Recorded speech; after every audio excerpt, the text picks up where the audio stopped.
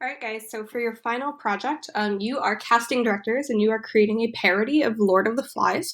So I've made a Google slide deck for you, and you just kind of fill in the blanks as you go. So the first thing you have to do is choose a TV show, movie, book, video game, or musical artist that you will do a parody of Lord of the Flies with. So you're going to imagine that I'm giving you $1,000,000 and I'm saying, hey, will you take a show like The Simpsons and I want you to do an episode of that's based off of Lord of the Flies. However, you can't use The Simpsons or SpongeBob because those already exist. The first thing you're going to do is choose 3 characters from the chart below and recast them with the people that you choose from whatever movie, book, video game, or whatever you picked. Please note that you cannot do Roger or Jack, and that Sam and Eric count as one person. So you want to cast 2 people to represent Sam and Eric, but that only counts as one character casting. Then you're also going to decide what would serve as the conch, and then identify 3 main events in Lord of the Flies and explain how they would change in your parody. So the first thing I want to show you is the introduction slide. This is what mine looks like, really simple. This is the very first slide in your project. And I just put the title of the show that I'm using for the parody. The second slide, here's an end product of what it would look like. You're going to have 3 slides that look like this for 3 different characters. Note that I talk about Romeo and Juliet, but you should be talking about Lord of the Flies.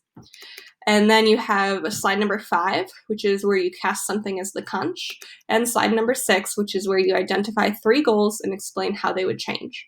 The first thing we're going to talk about is the conch. So essentially, if the conch is something that represents order in Lord of the Flies, what is something that you could cast to be the conch in your parody? It can be an object, it can be a person, it can be a thing, it can be something that you say, right? You just want to kind of think outside the box here. And if you read my justification, you'll notice that in the justification, it's only 5 to 6 sentences.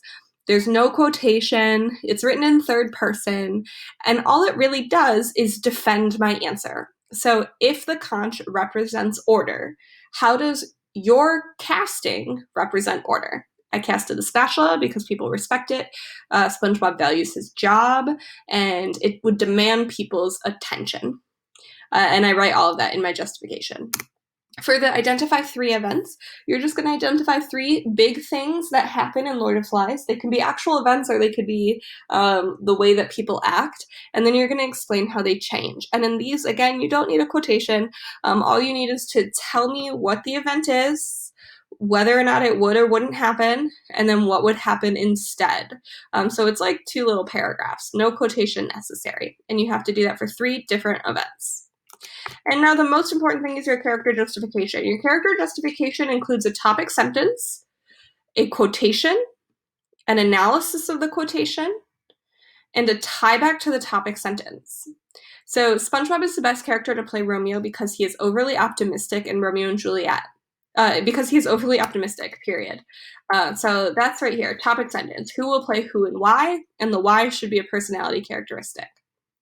Then the second part, introduce the quotation and cite the quotation. In Romeo and Juliet, Romeo tells Juliet, comma, my bounty is as boundless as the sea, my love just as deep, Shakespeare. Make sure your quote looks exactly like this. You introduce it and you cite it with the author's last name.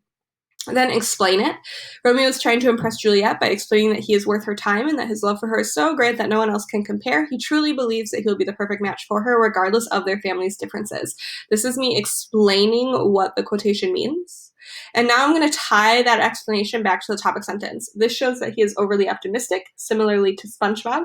SpongeBob is known for always being positive and trying to make others happy. Because of this, he would be the perfect character to play Romeo.